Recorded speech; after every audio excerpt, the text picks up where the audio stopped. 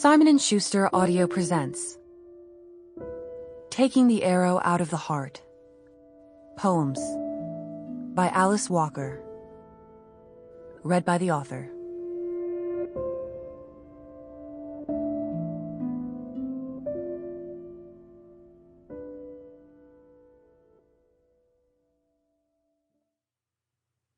Remembering Coretta Scott King, generous and kind, brightly smiling, happy, before the arrow struck.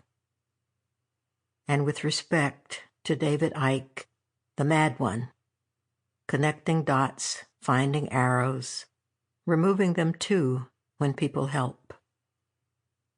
And for all of us who have ever fallen, who have removed the arrow sometimes many times, and stood up again. If we want a better world, we have to make it ourselves. Introduction. No one escapes a time in life when the arrow of sorrow, of anger, of despair pierces the heart. For many of us, there is the inevitable need to circle the wound. It is often such a surprise to find it there in us, when we had assumed arrows so painful only landed in the hearts of other people.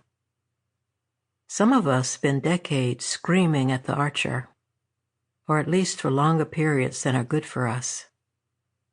How to take the arrow out of the heart? How to learn to relieve our own pain? That is the question. Like many such questions, it is delved into by Buddhism, but also by anyone who has lived long enough to see, by trial and error for the most part, that the futility we begin to feel as we attempt to bring down the archer leaves our wounded heart untended, and the medicine of life that abounds wherever we are is left unapplied. Taking the Arrow Out of the Heart was not the original title of this new book, poems written mainly in 2015 to 2016. It was a time of great sadness and feelings of loss and despair. Worse to face, as now, are the brutal murders of children, the deliberate starving and abusing of them, the callous trampling on their rights as human beings, however small, and the brutal Sample complete. Ready to continue?